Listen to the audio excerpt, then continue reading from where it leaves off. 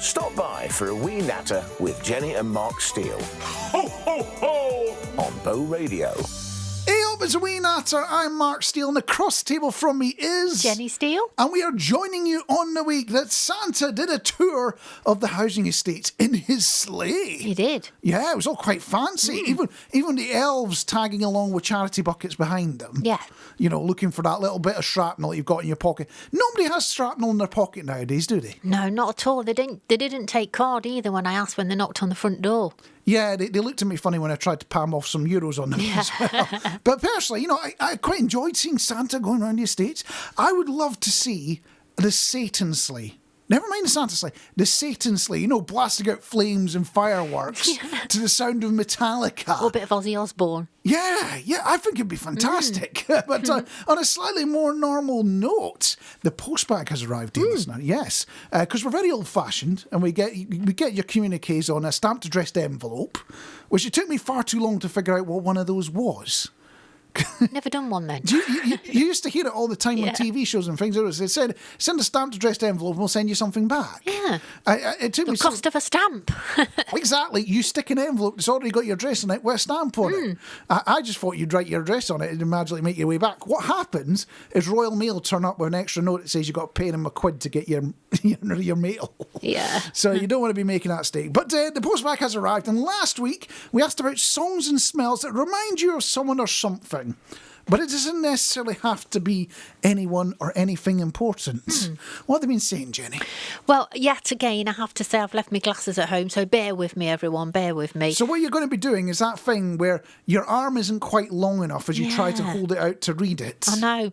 First one up, I've got Stephanie Rachel Hepburn. All right. And Stephanie says, my song is The Wee Small Hours of the Morning by Frank Sinatra because it reminds me of late night chats with my dad after he arrived home from his club. Dad used to croon along to Frank Sinatra, and this was one of his favourite songs. I'm just imagining, I don't know the exact timeline on this, because Frank Sinatra is one of those artists that goes across the generations, isn't it? Right? So I'm imagining he's coming back from whoop, whoop, whoop, whoop, whoop type club. That sort of thing. Yes, and then comes in and sticks a bit of Frank Sinatra crooning on. Yeah, you know, good old Blue Eyes there. Yeah. Also being in touch, Linda Denny saying, my favourite smell is petrol. Oh. It reminds me of a granddad's garage and petrol station. I just got explosions in my head, sorry. We've kind of moved on from blowing things up with petrol in this country. We've moved on from that for quite a while.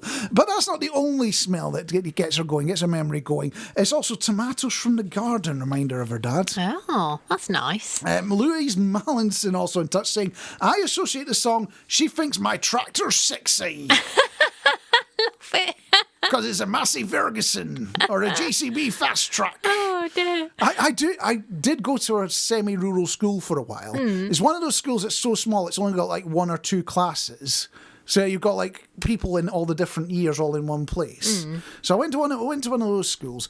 And you know how usually when kids see cars go past and they get excited about, oh, that's a whatever it is. That's a yellow car. Exactly. It was tractors with them lot. And you get one going past, you go, that's a Massey Ferguson. That's a JCB fast track. I have no idea which ones they are, but that's what I used to say. So maybe it's a bit like that with Kenny Chesney. But Louise does associate it with driving around America, which is understandable. I've got one from Louise as well, Louise Madison. She's also said, the smell of smoke reminds me of when I was a child and we had a coal fire. Do you know what? That's for me as well. We used to have a coal fire when I was a kid. And when you walk around and you smell the smoke coming from people's chimneys, it does bring back memories. It takes you back to a point in your life. But the problem is, it's such a strong smell. It's such an amount of effort to get going. Yeah, you used to use the zip firelighters and the piece of newspaper in front of the fire, and then the paper would catch fire and you'd be screaming for your mum because the paper's on fire. So you cheated. I had to light coal fires with a scrunched up piece of newspaper and maybe a bit of kindling underneath. We had them as well, yeah. I didn't get some fancy firelighters. Get you being all posh, aren't you? Zip firelighters. Samantha Bammer also in touch saying, Slay's Merry Christmas, everybody. Always brings back vivid memory of Christmas dinner at my halls of residence in my first year at university. My friends and I were already on the dance floor when it came on, when the members of the university rugby club, where's this going? We should maybe check these stories before we share them with you, dear listener. Came over, grabbed us onto the dance floor. They were getting on with a joking kind of dancing rugby scrum. Oh. It was certainly a unique and memorable experience. Sounds great. Teresa, Mary, Max, a smell that takes me back to my childhood is mulled wine my dad used to make. Oh, if we're still on Christmas, Chris Curley saying the best smells for nostalgia: pipe tobacco and cat litter. Cat litter. Now, the reason I'm associating them with Christmas, because at Christmas you visit family you wouldn't normally see. And there's reasons you don't see those family. Yeah. And then the pipe smoke can be among those reasons. The cat litter can be among those reasons as well. Although Chris does stress it is clean cat litter. Clean. I'm very important. Pleased to hear that. Kate Harding, the smell of wood burning again, yeah, or cake in the oven really takes her back. Cake in the oven. Cake in the oven. I can't complain about that Me one. either. Daniela saying the smell of crackling fire in a wood-burn fireplace. The wood burning's really popular, isn't it? Especially as central heating's been a thing for the last 100 years. So how old or how cheap are we all? That's the question. But it brings back memories of when I used to live in a small town in Italy, which had no source of heating. There we go. There was no central heating. Yeah. And the only place to stay warm was by the fireside. That's the thing. Your house would be absolutely frozen anywhere that wasn't a fire. Oh, right. We've had one from Hank, and now Hank says the smell of fish soup gives him good memories when my grandma cooked it.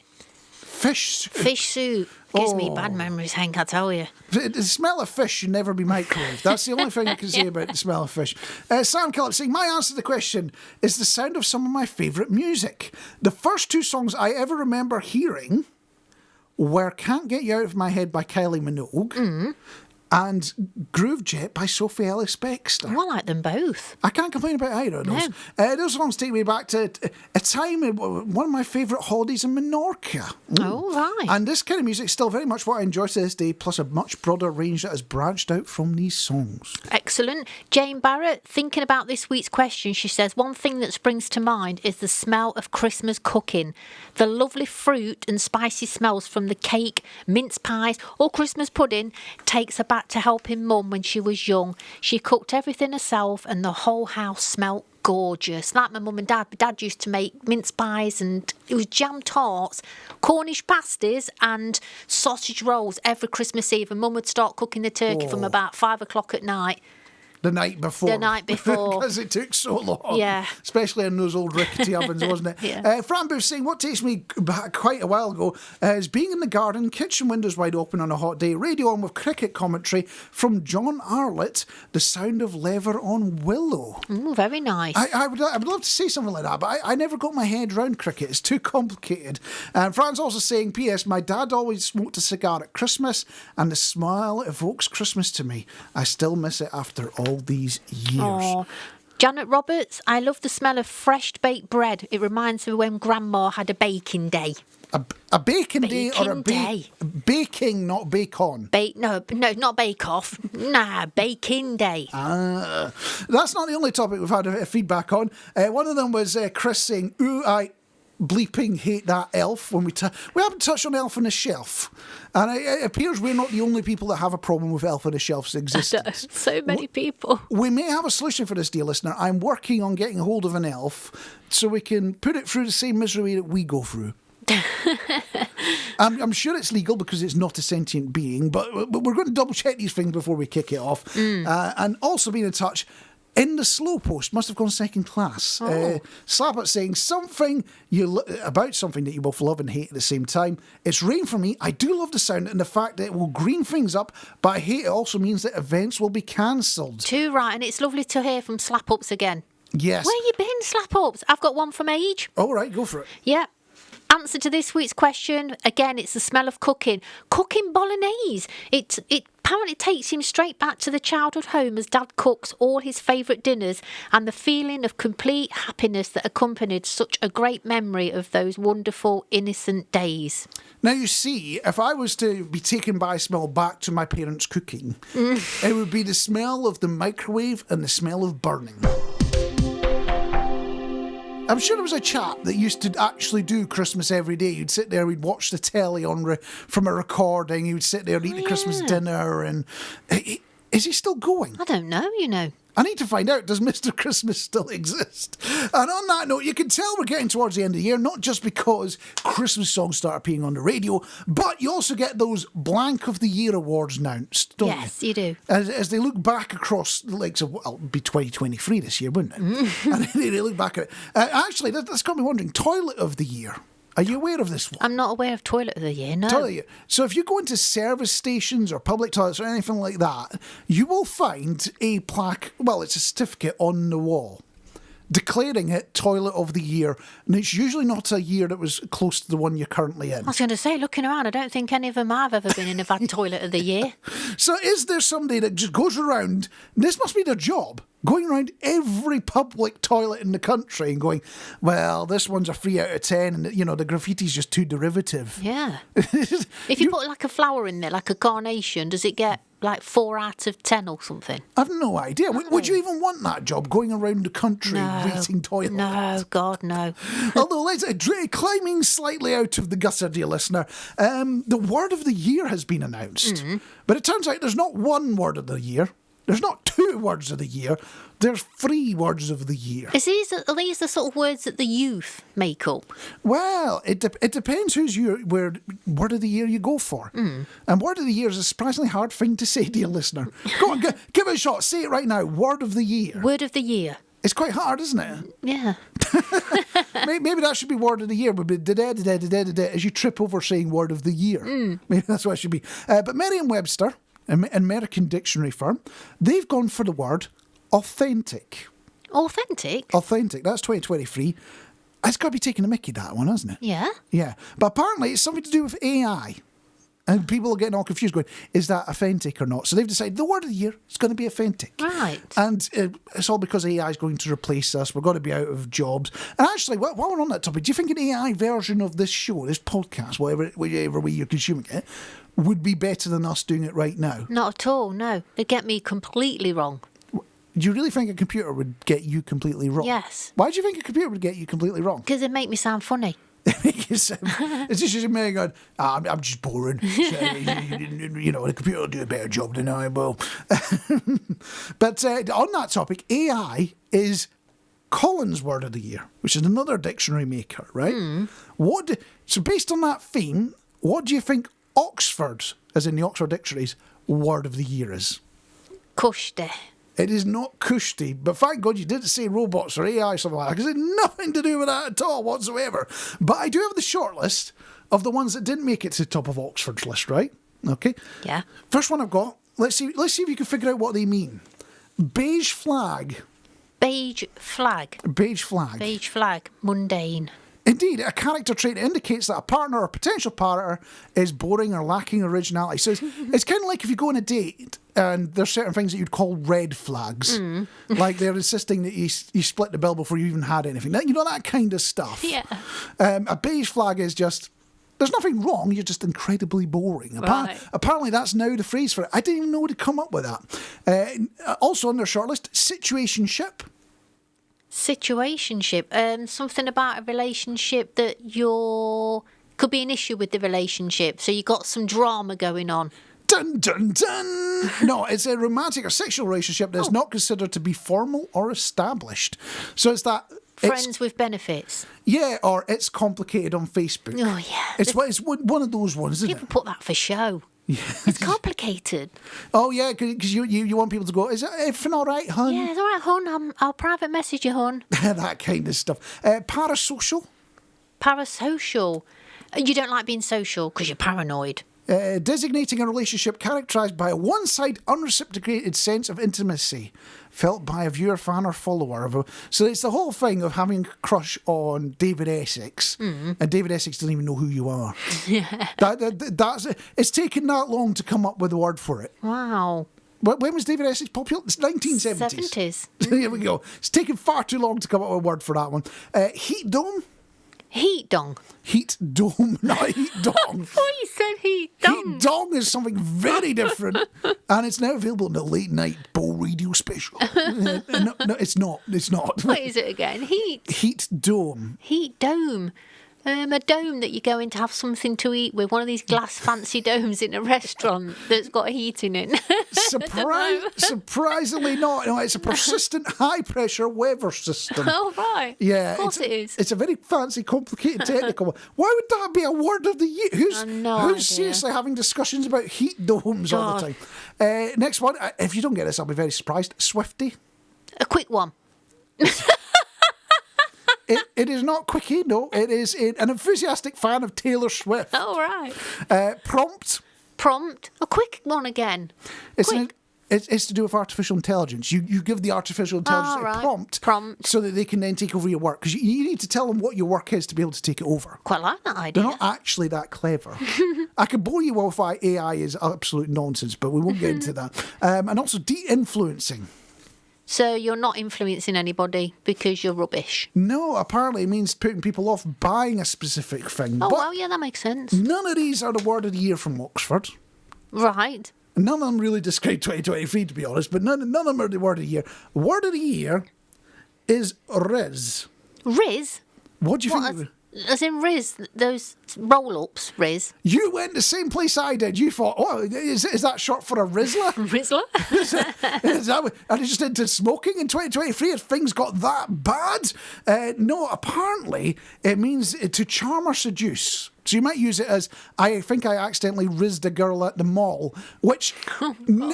Even hearing it in context sounds much dirtier than it actually means. Wrong. So is this a word that somebody's made up and they've now decided that it's going to be a word, or it's a word that already exists and it's a fantastic word to them and they're going to have it as word of the year? Every word is made up. Somebody made a word up at some point. Even the word somebody had to come up with that at some point, right? But with word of the year, you're looking back going, what was 2023 like? And we decided Riz is how we describe 2023. Right. I don't know how they got to it. But one thing I did learn is 2023 is the year I learned I'm no longer with it, dear listener. I don't know if you're with it, dear listener, but I am no longer with it. I'm with it. Why are you not with it? And what are you not with? I went straight to Rizzlers. Well, I did as well. So I'm not with it either. So if you had to choose a word of the year for 2023, what would you go with, Jenny? Boat radio. Boat radio is that sounds very corporate. So you just decided you're going to go for the corporate answer there, are you?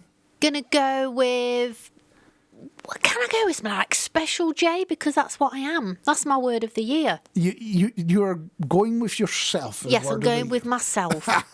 Me, I have to go with despair. Realizing I don't even know what Riz means, or maybe Wonka. Wonka, that's a new film, isn't it? There is a new Wonka movie out. But to me, it's taken me this long to figure out, because Wonka is a classic character, isn't he? Yes. He's been around for a good while.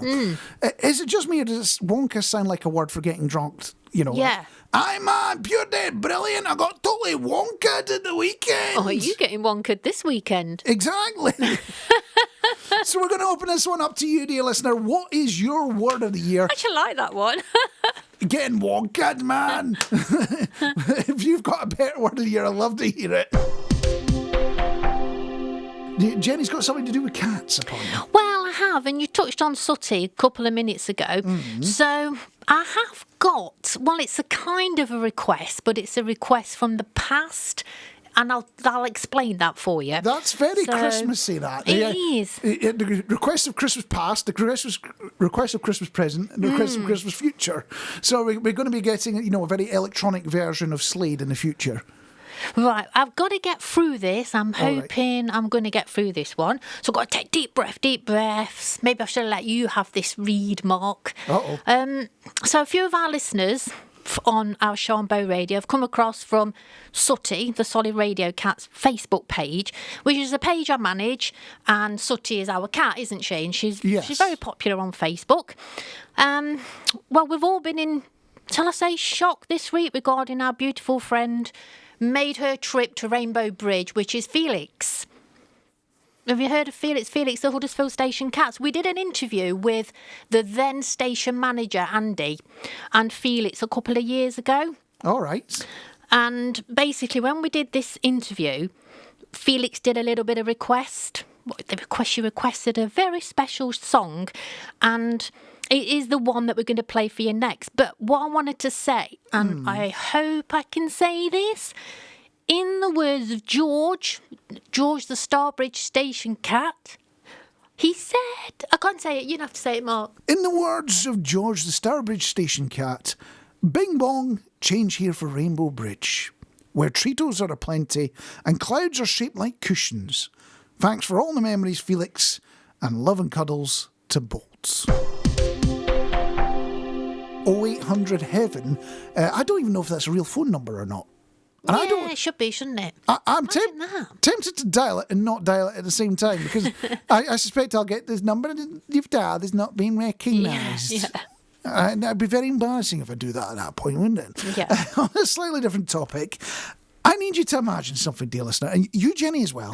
I need you to imagine you're at the market. Yeah. Somewhere like, I don't know, Mansfield. Just picking somewhere. What, out normal of there. market or Christmas market? Just a or- normal market. Yeah. So you're on this market. What are you looking to buy?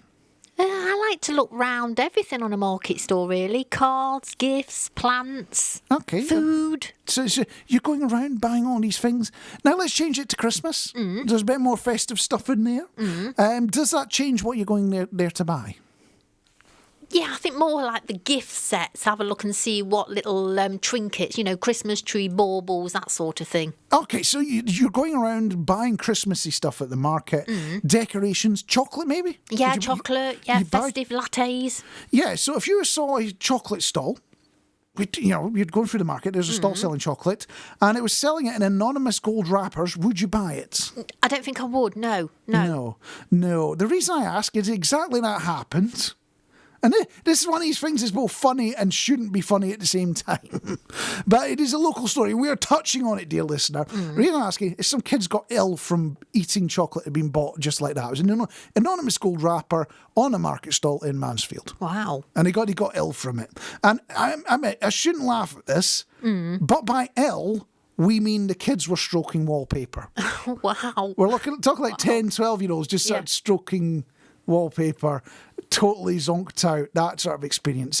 Turns out the police have had a little look into this because, you know, when you normally buy your Cadbury chocolate, it's not like that, is it? It's not, no. No. So what's going on with this market stall? The police did their investigation, and it turns out the chocolate at this market stall, at least some of the chocolate that was there, had traces of magic mushrooms and cannabis in it. No. Now, it's one thing if you're going out your way to get this stuff, right?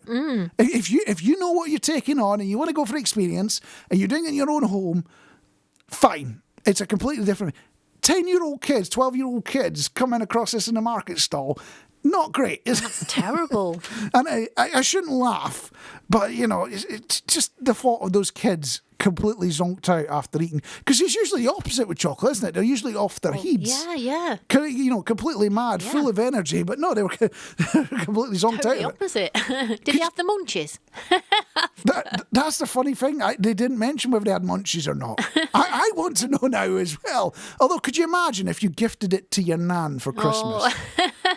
So not only did you buy this chocolate, you gifted it to your nan, and she opens it on Christmas Day, she has a little nibble before Christmas dinner, and then you're just watching the King's speech. It would be absolutely wild. Your nan's just sitting there going, where's a giant talking spider celebrating the work of the armed forces over the last year?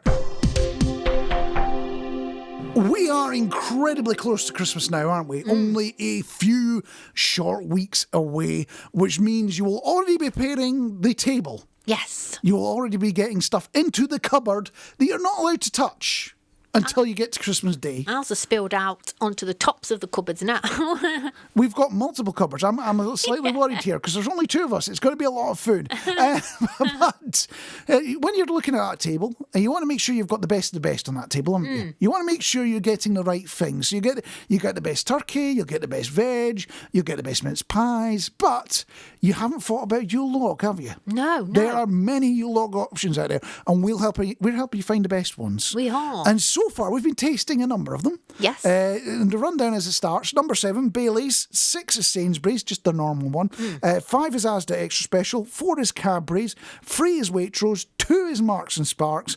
And number 1 at the moment is Tesco Finest. But Jenny has been trying, well, not just one, but 2 of them this week. One of them you did with your colleagues, didn't you? Yes. I Shall we- wanted to take it out there and see what the people thought. Shall we join you on the road? Yes, it's Jenny still here. I'm here with my work colleagues and we're going to do a Yule log tasting with a difference. My work colleagues are going to help me taste. This week's we've got Taste the Difference and it is a Sainsbury's special. So I've cut everybody a piece. It looks quite nice. It's got that nice dusting on the top, nice and thick, quite nice and firm to cut. So we're going to actually do a little bit of a taster now. I'm just going to go to my colleague Steve. Steve, do you want to have a bite, see what you think? Here we go. Yeah. Tell by his face he's quite enjoying this one. Nice and moist. Very nice, yeah. Very, very moist. Nice chocolate. Nice chocolate. Nice thick crunch of the chocolate on top. Would you give it like a 5 out of 5 or 4? 5 out of 5. 5 out of 5 for that one. Just going to go to my colleague Andy. What we thinking, Andy? Well, I've been gifted the end piece. Yeah. The chocolate is very nice. Make sure I get some of the cake as well. Yeah, it's very nice. Very nice and moist. It looks really nice and rich. Yeah, it is. It is rich. I don't think you could have a really big piece. No. I could go sickly. I could. No, Steve could have a big piece. Harms, who kindly brought this one in for us to try. Forgot to give you a fork. Sorry, Harmy. Right. What are we thinking? Is it cracking? Really nice. Nice. Are we having a 4 or a 5 out of 5? What are you thinking? Yeah, I'll give that a good 5. A good 5. What about you, Andy? 5, 4 out of 5?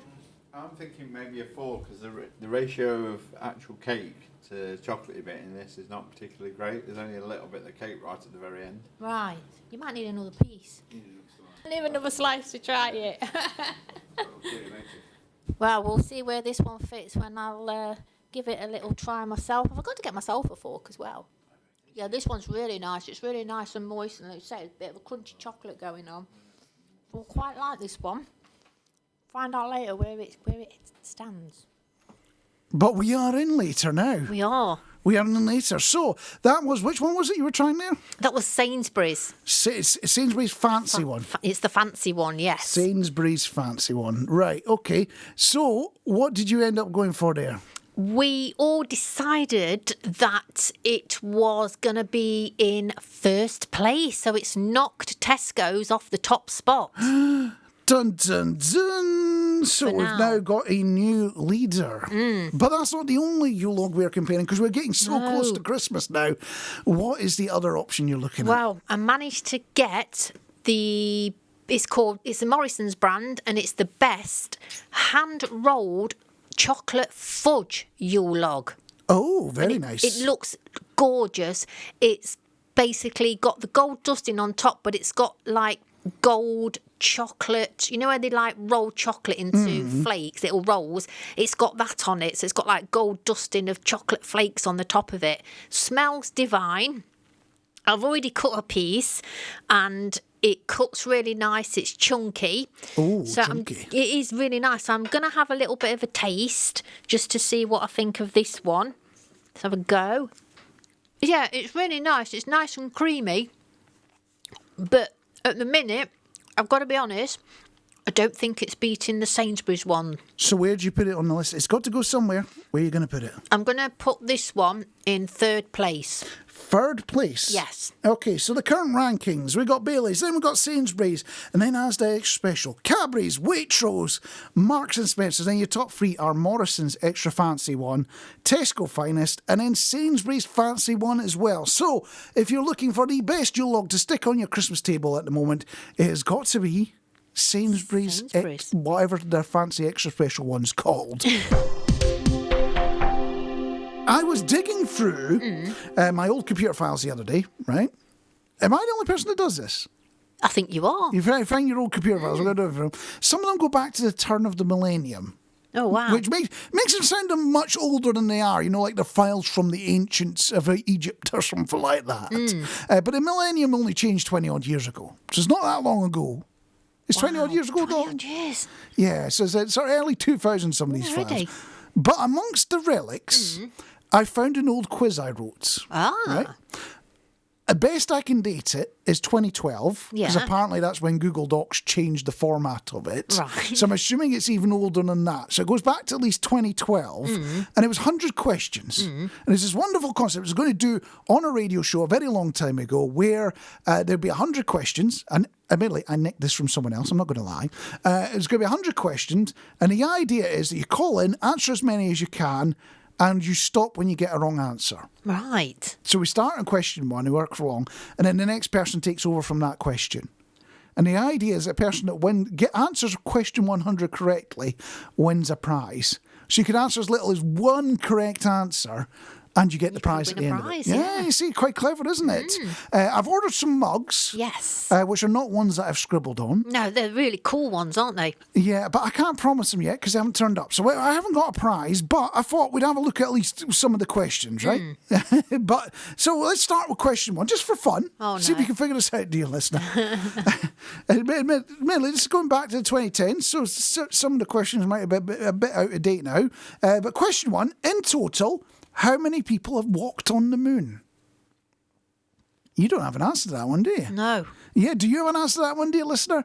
There's only one way to find out. We'll give you the answer in a few moments. But I have come to the realisation that this quiz is a little bit old and some of the questions weren't written yesterday. So we're not going with that one. Is that what you're saying? Well, that question hasn't changed answer because the answer arrived in 1970 something and it hasn't changed since then. Yeah. But I did have a quick flick through some of the questions that'll be coming up in future episodes, right? Some of them mentioned the Queen and what she's been right. getting. Getting something from the Queen. And unless zombies are a thing, are zombies a thing? Only in, what's that game? Zombies. What's it called? Plants versus Zombies, that's it. There are many zombie games, there are many zombie films. I might have to update some of the questions. We'll see what happens when we get there. But if you think you can answer that question, we'd love to hear from you. We're running an old quiz that I wrote, it's decades ago now, isn't it? Yeah, it is. And that's based on the last date that Google Docs messed around with it. So it could be even older than that. But the question we've been asking you, in total, how many people have walked on the moon? I think, Jenny, you had a guess yourself, didn't you? Yeah, I was only going to say like a couple, but one of my friends has just messaged me in and Cheryl Warner's guessed 24. So I've had a guess of 2 and a guess of 24. And then somebody else has just messaged and thought it was only Louis Armstrong. I'm on all the time. Have I said that right? Louis Armstrong. Louis Armstrong. He was the one all the time in the world. So he was the one with the trumpet, wasn't he? It's Neil Armstrong. Is the Neil one Armstrong. Neil Armstrong. Oh. So it was at least one, but it's not 1, it's not 2, and it's not 24. You'll find out what the answer is in just a moment. It is A Wee Natter on Bow Radio, where we are doing My Ancient Quiz. Because that's what we do. We bring My Ancient Quiz to life. So was it Louis Armstrong then? It was not Louis Armstrong. That's the sort of mistake I make where I get names muddled up and whatnot. I totally see how you ended up on that answer. But Louis Armstrong was the one with the trumpet. He was, yeah. And Neil Armstrong was the one that went to the moon. Yes. They were both around the same sort of era, though, weren't they? There was a bit of crossover, but no, they were different people. So the answer, we've not had the correct answer We yet. haven't yet, no. But I do have to tell you the correct answer. It is 12. 12? I'd never have guessed that. So there was 2 per mission for Apollo 11 through Apollo 17, but we were talking about getting on the moon, so Apollo 13 didn't count. Right. Because they didn't make it to the moon. They made it back home safely, which is good news, but they didn't make it onto the moon. So a grand total of 12 people have walked on the moon. And even all these years later, because the early 1970s wasn't yesterday, was it? No. We still haven't got back to the moon yet. A Sting. We're counting Sting in that. Are we counting He was Sting? walking on the moon. I see where you're coming from. Talking about Santa as if he's coming like some sort of stalker. Santa's coming for us. He'll hunt you down. He will find you and he'll give you presents. Although if we're talking about Santa being creepy, is it only me that thinks a grotto sounds creepy? Come see Santa in his grotto, Sounds kids. horrible, doesn't it? Yeah, it's a, Grotto. I know it's a word that's supposed to invoke fun and joy in kids, but the word grotto sounds grotty to me. It does to me. And while we're in that festive mood, Jenny has got her mind on presents, dear listener. Yeah, I was just thinking back to naff Christmas presents. And I mean, All right. what could be naff to me might not necessarily be naff to you, but you know, like as a kid and your aunts or your grandma always brought you, well, not me, but like my brothers always used to get something like Brute or Old Spice, you know. And I think, what is today's modern equivalent? Is it something like a Lynx set or something? It wouldn't be Lynx. It would specifically, which is a horrible word to say, it would specifically be Lynx Africa, which invokes the smell and the vision of a teenage locker room. That's what I associate with Lynx Africa, because it was always overloaded. Somebody was spraying too much of it on when they were getting ready in the locker room at school. Do you think you prefer Brute then? Brute. Brute. Brute just reminds me of my granddad. Is it the one where, is it Henry Coop? Or is it the one that says, yeah, splash it all over? Who was that? I think that was Brute. Yeah, I think can't think who was it that was saying it. I can't think either. But Brute just makes me think old-fashioned. Yeah, it does for me. Yeah. And thinking about, as I say, naff gifts, we've got a Secret Santa coming up at work. Oh. I know, colleagues beware, I'm really no good at a poker face. But it takes me back to a couple of Secret Santas we've had in the past. And honest to God, one of them, when we opened them, we opened the present, and I looked, and you know how sometimes you think you've thought it in your head and you haven't, you basically said it out loud? Yes. Have you ever done that? So I unwrapped this thing, and it looked to me like a wire coat hanger, a little hook thing. I thought, so I actually said, what am I supposed to be doing with this? So you're opening your Secret Santa gift.